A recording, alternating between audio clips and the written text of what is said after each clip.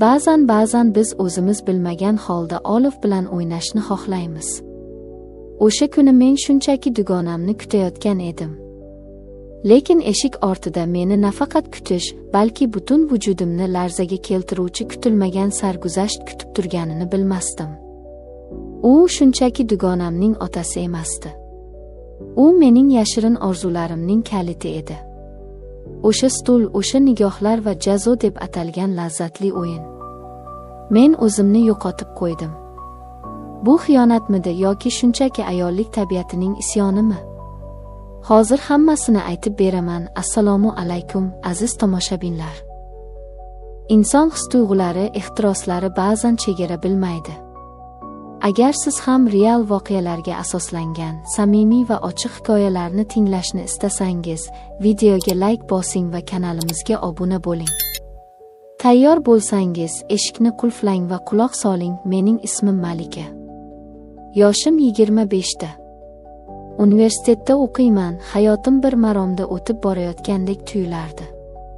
Men allaqachon turmushga chiqqanman, erim bor.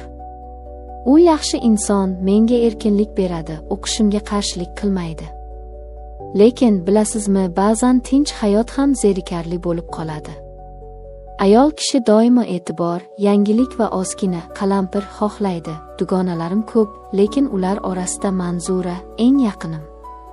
Biz xuddi opa-singildek edik. Uning uyi men uchun ikkinchi uyimdek bo'lib qolgandi. Erim ham bunga ko'nikib ketgan. Manzuranikiga dars qilgani ketdim desam, indamay ruxsat berardi. Manzuraning oilasi ziyoli, ota-onasi zamonaviy qarashlarga ega insonlar edi. Ayniqsa otasi. U kishi 50 yoshlar atrofida bo'lsa-da, o'ziga juda qarab yuradigan, kelishgan va savlatli erkak edi. Uning ko'zlarida qandaydir sirli uchqun borligini avval ham sezgandim, lekin e'tibor bermasdim. O'sha kuni, o'sha taqdirni o'zgartirgan kuni men Manzuraga qo'ng'iroq qildim. Telefonni ko'tarmadi.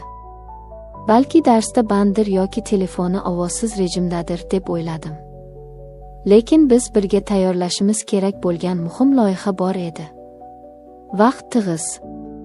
Tavakkal qilib ularning uyiga yo'l oldim, eshikni jiringlatdim. Ichkaridan og'ir qadam tovushlari eshitildi. Eshik ochildi va qarshimda Manzuraning otasi turardi. Egnida oddiy uy kiyimi bo'lsa-da, u baribir juda jozibali ko'rinardi.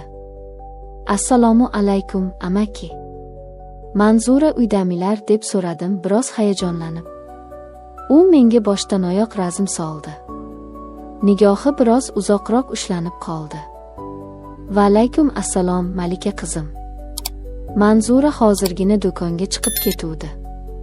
1 soatlarda kelib qoladi. Kiraver, kutib o'tir, dedi u muloyim jilmayib. Men ikkilanib turdim. Uyda boshqa hech kim yo'qligi sezilib turardi. Lekin ortga qaytish ham noqulay edi. Xo'p, dedim va ichkariga kirdim. Mehmonxonaga kirdim va stulga o'tirdim. U kishi oshxonadan menga 1 stakan suv olib kelib berdi. Xo'sh, o'qishlar qalay? Ering yaxshimi? Tinchgina yashayapsizlarmi? deb so'radi u ro'paramdagi divanga o'tirib. Suhbatimiz oddiy boshlandi. Lekin men uning nigohlarini o'zimda his qilardim. O'sha kuni men tizzadan biroz yuqorida turadigan yubka kiygandim. O'tirganimda oppoq sonlarim biroz ochilib qolgandi. Uning ko'zlari aynan o'sha yerda sayr qilayotganini sezdim. G'alati, men uyalish o'rniga ichimda qandaydir qiziqish va hayajon uyg'onayotganini his qildim. Darslardan qiynalmayapsanmi? deb so'radi u ovozini biroz pasaytirib. Yo'q, hammasi yaxshi. Faqat o'tgan hafta bir fandan 2 baho olib qo'ydim, dedim hazil aralash. Uning yuzida ayyorona tabassum paydo bo'ldi. O'rnidan turib sekin mening yonimga keldi. 2. Juda yomon, dedi u boshini chayqab. Yomon qizlarni jazolash kerak bo'ladi. Men kulib yubordim. Qanaqa jazo ekan? U kutilmaganda qo'limdan ushlab o'rnidan turg'izdi. Uning qo'llari issiq va kuchli edi. Mana bunaqa jazo, dedi u va boshimni ushlab meni oldinga engashtirdi. Men stulga tayanib qoldim. Uning niyati jiddiy ekanligini endi tushundim. Va shu zahoti shap-shap u mening dumbamga kafti bilan urdi. Bu zarba og'riqli emas, aksincha qandaydir yoqimli edi. Tanam jimirlashib ketdi. Mani senga deb yana bir necha marta urdi. Mening nafasim tezlashdi. Bu o'yin menga yoqib ketdi. Ichimdagi shayton uyg'ondi. Yana bitta fandan ham 2 olgandim, dedim pichirlab, boshimni burib unga qarab. Bu mening davom eting degan ishonchim edi. Uning ko'zlari chaqnab ketdi. Unda seni yanada qattiqroq jazo kutyapti, dedi u xirillagan ovozda. Uning qo'llari endi urmasdi, balki erkalardi. U mening dumbalarimni eza boshladi, yupqa mato ustidan silardi. Mening vujudim olov bo'lib yonardi. Pastki qismim namlana boshladi. Men tayyor edim. U meni o'ziga qaratdi. Oramizda bir qarich masofa qoldi. U mening lablarimga tikildi va hech qanday ogohlantirishsiz o'pib oldi. Bu shunchaki o'pish emasdi. Bu och bo'rining o'ljasiga tashlanishi edi. Uning lablari talabchan, tili esa chaqqon edi. Men ham jim turmadim. Qo'llarimni uning bo'yniga o'tkazib, sochlarini siladim, o'pichlariga javob qaytardim. U tajribali erkak ekanligi har bir harakatidan bilinib turardi. U tilimni so'rardi, lablarimni tishlardi. Og'riq va lazzat aralashib ketdi. Uning qo'llari tanam bo'ylab sayr qilardi. Bo'ynimdan o'pib pastga tushdi.